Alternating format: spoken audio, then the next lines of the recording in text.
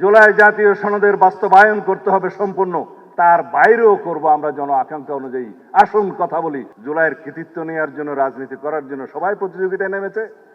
আমরা প্রতিযোগিতা করছি জুলাইয়ের আকাঙ্ক্ষা বাস্তবায়নের জন্য। 36 কি এমনিতেই হয়েছে জুলাই? দীর্ঘদিনের এক এক দিনের বিন্দু বিন্দু জমে আমাদের এই সিন্ধু হয়েছে,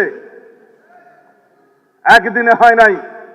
2009 থেকে 2024 পর্যন্ত বিএনপির, ছাত্র দলের, যুব দলের, অন্যান্য বিরোধী দলের, ফ্যাসিবাদ বিরোধী গণতান্ত্রিক আন্দোলনের সকল কর্মী নেতারা গুম খুন শিকার হয়েছে, হামলা মামলার শিকার হয়েছে অসংখ্য। কোথায় যাবে সেই ইতিহাস? যারা স্বামী হারিয়েছে, স্ত্রী তার স্বামী হারিয়েছে, মা তার সন্তানকে হারিয়েছে, গুম হয়ে আজও ফিরে নাই আমার বন্ধু ইলিয়াস, তাদের কি হবে? একদিনে হয়েছে জুলাই। স্বৈরাচারের পতন কি একদিনে হয়? পৃথিবীর ইতিহাসে সেটা আছে? নাই। যদি বলি কোন আন্দোলন অহিংস হবে কি সহিংস হবে, সেটা সাধারণ মানুষ নির্ধারণ করে না, সেটা মহাত্মা গান্ধী নির্ধারণ করে না। এই আন্দোলন রক্তজরা আন্দোলন, এই আন্দোলন রক্তাক্ত হবে কিনা, এই আন্দোলন সহিংস হবে কিনা, সেটা নির্ধারণ করে দিয়েছে ফ্যাসিবাদী শেখ হাসিনা। আমরা প্রতিবাদ করেছি, আমাদের ছেলেরা মেয়েরা প্রতিবাদ করেছে, শূন্য হাতে রক্তাক্ত হয়েছে, রক্তে রঞ্জিত হয়েছে, শহীদ হয়েছে, রাজপথ পিচ্ছিল করেছে, তারপরে গণ অভ্যুত্থান হয়েছে, ফ্যাসিবাদের মুক্তি হয়েছে।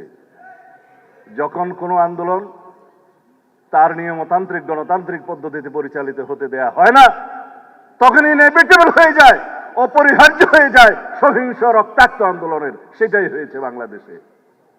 2009 থেকে 2024-এর সেই সোপানগুলো বাদ দিলে জুলাইয়ের 36 দিনে কি এই আপেল টপকিয়ে পড়েছে নিউটনের আপেল? না।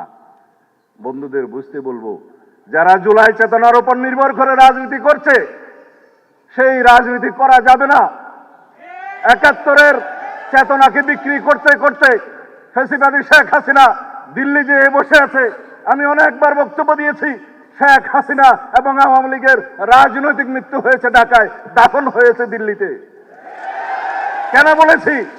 তারা এই চেতনা বিক্রি করতে করতে বাংলাদেশকে এমন একটা জায়গায় নিয়ে গিয়েছিল, যারা মুক্তিযুদ্ধের চেতনা বললে মানুষ ঘৃণা করত। আমরা যেন জুলাইয়ের এই চেতনাকে কোনোদিন অসম্মান না করতে হয়, সেই রকম রাজনীতি করি। জুলাই আমাদের সবার, বাংলাদেশের 18 কোটি 20 কোটি মানুষের সবার সম্মিলিত প্রয়াসে আমরা কেউ কেউ হয়তো নেতৃত্ব দিয়েছি। আমাদের সামনের সারিতে যারা শহীদ হয়েছেন, তারাই হচ্ছে আসল জুলাই যুদ্ধ, আসল নেতা। তাদের আকাঙ্ক্ষা বাস্তবায়ন করাই হবে আমাদের জন্য ফরজ। অথচ জুলাইয়ের কৃতিত্ব নেওয়ার জন্য, রাজনীতি করার জন্য সবাই প্রতিযোগিতায় নেমেছে। আমরা প্রতিযোগিতা করছি জুলাইয়ের আকাঙ্ক্ষা বাস্তবায়নের জন্য। আমার ভাই পরোয়ার সাহেব বলে গিয়েছেন, জুলাই জাতীয় সনদের বাস্তবায়ন করতে হবে সম্পূর্ণ, তার বাইরেও করব আমরা জন আকাঙ্ক্ষা অনুযায়ী। আসুন কথা বলি, সমাজের সমস্ত সেক্টরের সাথে আমরা কথা বলবো।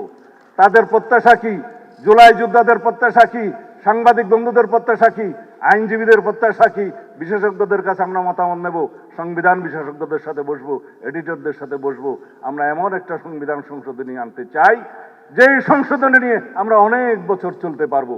কারণ বারবার জুলাই আসে না, বারবার 71 আসে না, বারবার বাংলাদেশে গণ অভ্যুত্থান হবে না।